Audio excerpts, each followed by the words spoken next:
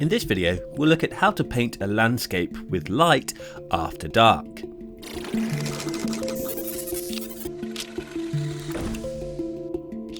Light painting is great fun and very easy. All you need is a torch and a tripod, plus, if you like, a few coloured gels. My nighttime scene here is lit by shining the torch onto the trees and surrounding ground over the course of a 2-minute exposure. Of course, for a long exposure like this, a tripod is essential to keep the camera still. As for my camera settings, I used bulb mode and a remote release, so I could lock the shutter open for 2 minutes. My aperture was at f11 and ISO at 800. The orange glow you see here is light pollution from a city a few miles away. To the naked eye, it barely registered, but with the long exposure, the faint glow shows up as a vibrant orange.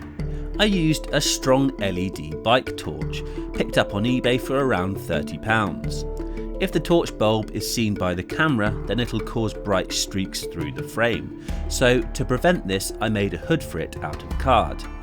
I also brought along a few coloured gels which I taped over the bulb to change the colour of the light. After triggering the shutter, I moved the torch over parts of the scene to paint it with light piece by piece. The torch has an accumulative effect on the scenery, so the longer it's directed over an area, the brighter that area will become. It's not an exact science and you're never entirely sure how things will look, but after each shot you begin to build a better idea of how to approach the light painting and where to direct the torch. The coloured gels can really add to the mood of the shot. Initially I tried a bare torch, but the colours were far too cool. So next I tried an orange gel to match the distant glow in the sky. After this I tried another shot in which I switched between the orange gel and a blue gel during the exposure, using the orange to light from the front and the blue to side light the trees from behind and to the right. For my finished image I ended up blending this orange-blue shot with another where I lit the underside of the trees. I'll show you how to do this in Photoshop. So here's my finished landscape in Photoshop, and these are the two images that I've used to create it. So I'm going to start here by grabbing the Move tool in Photoshop, and I'll just click and drag one image up to the tab of the other and then down in and release to copy it over. And I can just drag it to position it so it sits directly on top. Then I can bring up my Layers panel here by going to Window, Layers, and you can see I have one image sitting on top of the other here in the layer stack. And from this point we can, if we like, experiment with blend modes here. So we can change it from normal. We could either perhaps go for lighten, and you can see how that blends my two images together. And you can see now we get this sort of light on the tree over here. Or we could change it to screen instead, which combines the brightness of our images. So we have those options if we like, or another option is just to leave it to normal and then mask out areas with a layer mask. So I can hold Alt and click the Add Layer Mask icon here in the Layers panel to add a full black mask that completely hides everything on that layer. Then I can grab the brush tool, set my foreground colour to white, and I'll use a fairly low brush opacity, somewhere around about 30%, and then I can just paint with white over my image to gradually reveal that layer.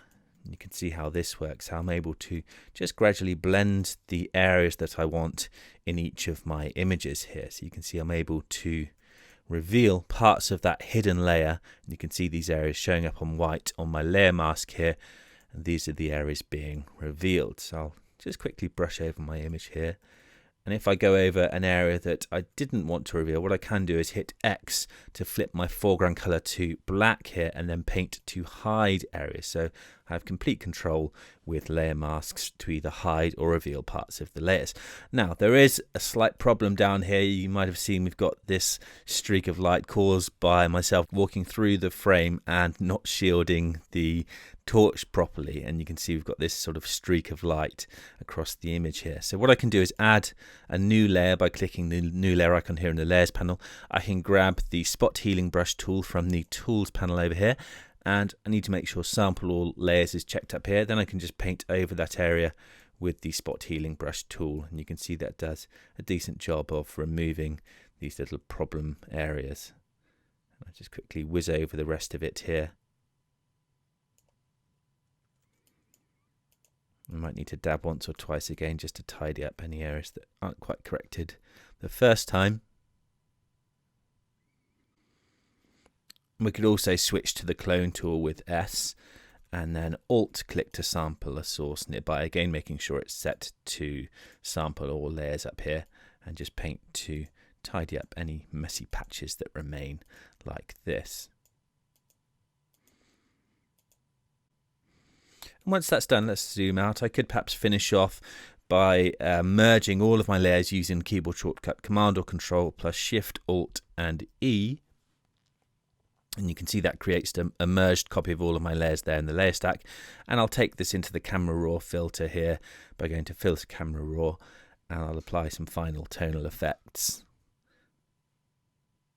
So I could perhaps grab the radial filter, dial in some negative exposure by clicking the minus icon here, and then just drag to create a nice vignette that darkens the sky there like that.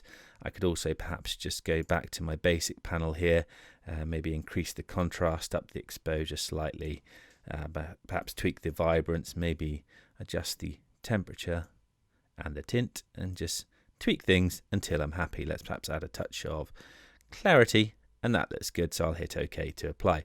So there we go, that's how to combine several images to create a wonderfully atmospheric nighttime landscape.